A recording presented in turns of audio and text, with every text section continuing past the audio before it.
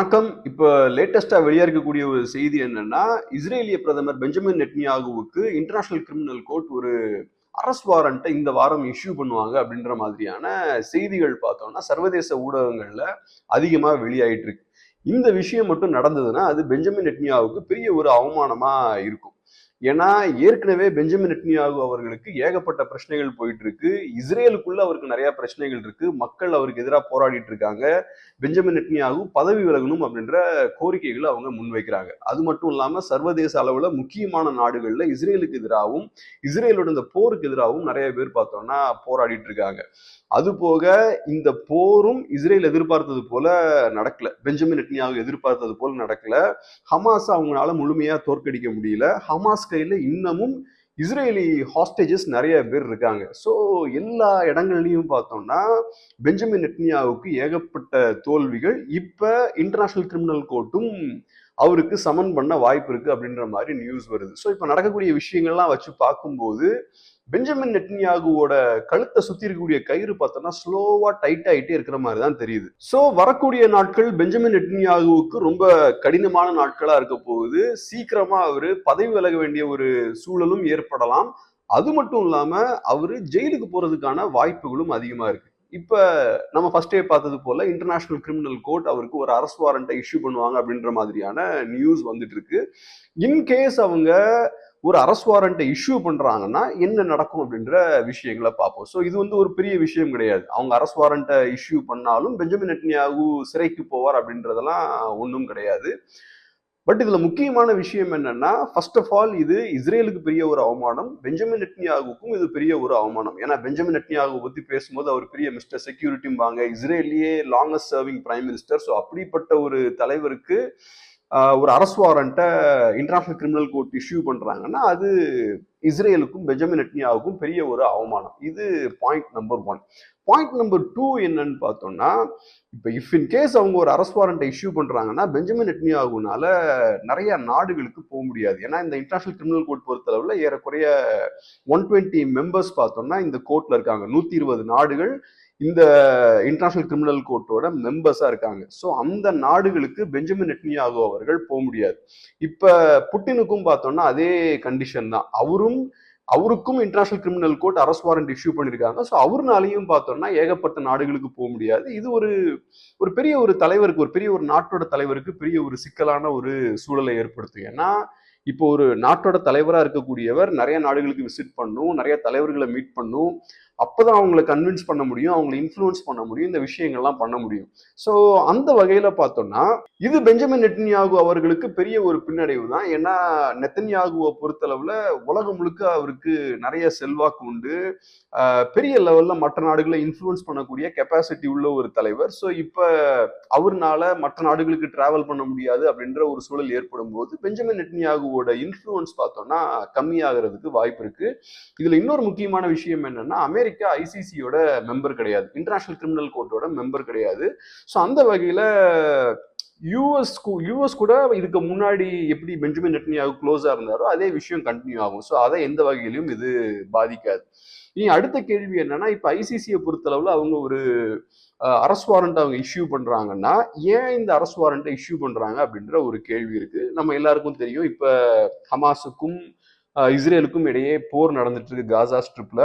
இந்த போர் நடக்கக்கூடிய காலகட்டங்கள்ல ஏகப்பட்ட சிவிலியன்ஸ் பார்த்தோம்னா அவங்க கொல்லப்படுறாங்க. குறிப்பா சிவிலியன்ஸ் தான் ஏகப்பட்ட பேர், ஆயிரக்கணக்கான பேர் இஸ்ரேலிய படைகளால் அவங்க கொல்லப்பட்டிருக்காங்க. அது மட்டும் இல்லாம முக்கியமா இன்னொரு விஷயம் என்னன்னா, காசாவுக்கு போய் சேர வேண்டிய நிவாரண பொருட்களை அங்க போறதுக்கு அனுமதிக்காம இஸ்ரேலியர்கள் ஸ்டாப் பண்ணிட்டு இருக்காங்க.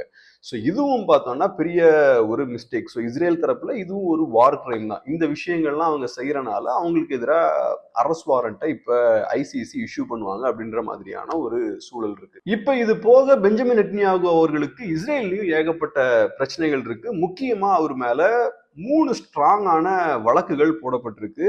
முதல் வழக்கு என்னன்னு பார்த்தோம்னா, பெஞ்சமின் நெட்டன்யாகு அவர்களும் அவரோட மனைவியும் சேர்ந்து முக்கியமான தொழிலதிபர்கள், பெரிய பெரிய பில்லினியர்ஸ் கிட்ட இருந்து நிறைய கிஃப்ட்ஸ் எல்லாம் அவங்க வாங்கியிருக்காங்க, பரிசு பொருட்கள் நிறைய அவங்க கிட்ட இருந்து வாங்கியிருக்காங்க அப்படின்ற ஒரு குற்றச்சாட்டு அவங்க மேல இருக்கு.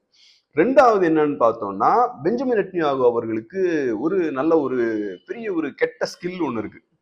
மீடியாவை எப்படி இன்ஃப்ளூயன்ஸ் பண்ணணும், மீடியாவை எப்படி விலைக்கு வாங்கணும் அப்படின்ற அந்த நேக் நல்லா அவருக்கு தெரியும். குறிப்பா எலெக்ஷனுக்கு முன்னாடி பார்த்தோம்னா மீடியாவெல்லாம் அவர் கைக்குள்ள போடக்கூடிய ஒரு ட்ரிக்கும் அவருக்கு தெரியும். ஸோ அந்த வகையில பெஞ்சமின் நெட்னியாகு கொஞ்சம் ஆண்டுகளுக்கு முன்னாடி என்ன பண்றாருன்னா, அங்க மோசஸ்னு ஒரு பெரிய ஒரு நியூஸ் பேப்பர் ரன் பண்ணக்கூடிய ஒரு முதலாளி இருக்காரு. அவரை விலைக்கு வாங்கக்கூடிய முயற்சிகளில் ஈடுபடுறாரு. ஸோ அவருக்கு நிறைய ஆஃபர்கள் எல்லாம் முன்வைக்கிறாரு. அந்த விஷயங்கள்லாம் ஆடியோவா ரெக்கார்ட் பண்ணப்படுது. ஸோ அதெல்லாம் இப்போ ஆதாரமா கோர்ட்ல சமர்ப்பிக்கப்பட்டிருக்கு. ஸோ இதுவும் பார்த்தோம்னா பெஞ்சமின் நெட்னியாகுவுக்கு பெரிய ஒரு பிரச்சனை. 3வது வழக்கு என்னன்னு பார்த்தோம்னா, இஸ்ரேல்ல பெசிக் அப்படின்ற ஒரு டெலிகம்யூனிகேஷன் நிறுவனம் இருக்கு. அந்த நிறுவனத்துக்கு வால்லா அப்படின்ற ஒரு ஊடகமும் அவங்க கையில இருக்கு. ஒரு ஃபேமஸான இஸ்ரேலி வெப்சைட் அது. ஸோ அதுவும் அவங்க கையில இருக்கு. பெஞ்சமின் நெட்னியாகு என்ன பண்றாருன்னா, இந்த பெசிக் நிறுவனத்தை இன்ஃப்ளூயன்ஸ் பண்ண ட்ரை பண்றாரு. உங்களோட அந்த மீடியா நிறுவனத்தை யூஸ் பண்ணி நீங்க என்ன ப்ரொமோட் பண்ணணும் அப்படின்ற மாதிரி அவங்களுக்கு சில ஆஃபர்ஸ்லாம் கொடுத்து இந்த நிறுவனத்தை வந்து அவரு இன்ஃப்ளூயன்ஸ் பண்ண ட்ரை பண்றாரு. ஸோ இதுவும் பார்த்தோம்னா பெஞ்சமின் நெட்னியாகுக்கு எதிராக திரும்பி இருக்கு. ஸோ பெஞ்சமின் நெட்னியாகுவை பொறுத்தளவுல ரொம்ப கரப்டான ஒரு பொலிட்டீஷியன். அவருக்கு இந்த எப்படி சர்வைவ் ஆகணும் அப்படின்ற அந்த நேக் அவருக்கு நல்லா தெரியும். ஸோ அதனாலதான் அவர் இஸ்ரேலோட லாங்கஸ்ட் சர்விங் பிரைம் மினிஸ்டராகவும் இருந்திருக்காரு. ஸோ இப்ப பெஞ்சமின் நெட்னியாகு அவரோட லைஃப்ல கடைசி ஸ்டேஜ்ல இருக்காரு. இப்படிப்பட்ட காலகட்டத்துல ஏகப்பட்ட ப்ரெஷர். ஒன்னு பார்த்தோம்னா இன்டர்நேஷனல் அவர் மேல நிறைய அழுத்தங்கள் போடப்பட்டிருக்கு. 2வது உள்ளுக்குள்ளேயும் அவர் மேல நிறைய ஸ்ட்ராங்கான வழக்குகள்லாம் இருக்கு. ஸோ அவர் ஜெயிலுக்கு போகக்கூடிய ஒரு சூழல். இப்ப பெஞ்சமின் நெட்டன்யாகு அவர்கள் சிறைக்கு போகாம இருக்கணும்னா 2 விஷயங்கள் அவருக்கு தேவை. ஒன்னு, அவரு பிரைம் மினிஸ்டரா கண்டினியூ ஆகணும். அவரோட அந்த பிரதமர் பதவியை எப்படியாவது தக்க வச்சுக்கணும். 2வது, இஸ்ரேலுக்கும் ஹமாஸுக்கும் நடக்கக்கூடிய இந்த போர் இருக்கு இல்லையா, இது நடந்துகிட்டே இருக்கணும். இந்த போர் ஒரு முடிவுக்கு வந்துச்சுன்னா அதுக்கப்புறம் இந்த இன்வெஸ்டிகேஷன் இருக்கு இல்லையா, அந்த பெஞ்சமின் நெட்டன்யாகு மேல போடப்பட்ட வழக்குகள் தொடர்பான அந்த விசாரணை வேகமா நடக்க ஆரம்பிச்சிடும். விசாரணை வேகப்படும் போது பெஞ்சமின் நெட்டன்யாகு சீக்கிரமா ஜெயிலுக்கு போறதுக்கான வாய்ப்பு இருக்கு. சோ இந்த போரை பொறுத்தளவுல பெஞ்சமின் நெட்டன்யாகுவுக்கு இந்த போர் நடந்தாதான் அவரு தப்பிக்க முடியும். சோ பெஞ்சமின் நெட்டன்யாகு என்ன பண்றாருன்னா, இப்ப முடிஞ்ச அளவுக்கு இந்த போரை எக்ஸ்டெண்ட் பண்ண ட்ரை பண்றாரு. சோ அதனாலதான் அவர் ஸ்டார்டிங்லயே சொல்லிட்டாரு, இந்த போர் சீக்கிரம் முடியாது, இது ஒரு நீண்ட நெடிய போரா இருக்கும் அப்படின்ற மாதிரி சொல்லிட்டாரு. இப்ப ரீசெண்டா அவர் சொல்லியிருக்க விஷயம் என்னன்னா, 2025லயும் இந்த போர் நடக்கும் அப்படின்ற மாதிரி அவரு சொல்றாரு.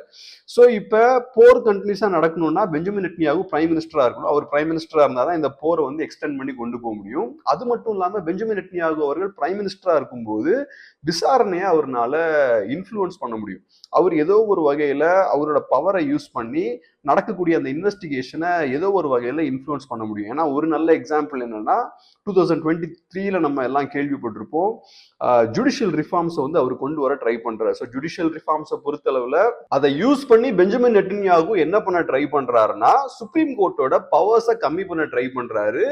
ஜட்ஜஸோட அப்பாயின்மெண்ட் இருக்கு இல்லையா, அதை கவர்மெண்டோட கட்டுப்பாட்டு கீழே கொண்டு வர ட்ரை பண்றாரு. ஸோ சுப்ரீம் கோர்ட்டால கவர்மெண்ட்டை மீறி செயல்பட முடியாது அப்படின்ற ஒரு சூழலை அவர் ஏற்படுத்த முயற்சி பண்றாரு. ஸோ அப்படி பண்ணும்போது நேச்சுரலா பெஞ்சமின் நெட்டன்யாகுனால ஒரு பிரைம் மினிஸ்டரா சுப்ரீம் கோர்ட்டை இன்ஃப்ளூயன்ஸ் பண்ண முடியும். அந்த வகையில இந்த வழக்குகள்ல இருந்து அவர் தப்பிக்கிறதுக்கான வாய்ப்பும் இருக்கு. ஸோ இதை தான் பெஞ்சமின் நெட்டன்யாகு ட்ரை பண்றாரு. ஸோ இப்ப பெஞ்சமின் நெட்டன்யாகுவை பொறுத்தளவுல ரொம்ப இக்கட்டான ஒரு சூழல்ல இருக்காரு.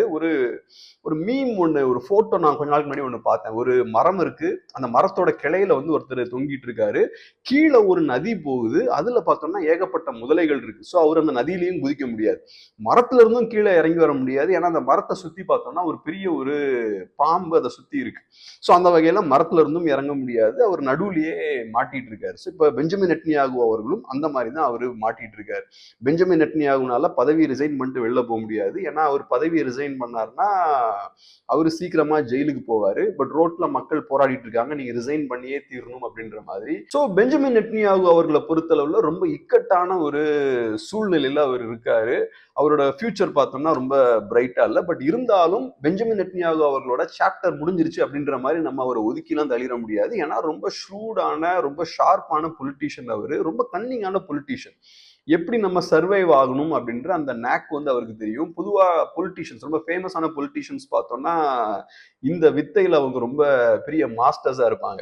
எப்படி சர்வைவ் ஆகணும், எப்படி ஒரு பிரச்சனையில இருந்து வெளியே வரணும், எப்படி மக்களை டைவர்ட் பண்ணணும், இந்த மாதிரியான ட்ரிக்ஸ் எல்லாம் பார்த்தோம்னா அவங்க கைக்குள்ள வச்சிருப்பாங்க. அதை யூஸ் பண்ணி எப்படியாவது தப்பிச்சு வெளில வந்துருவாங்க.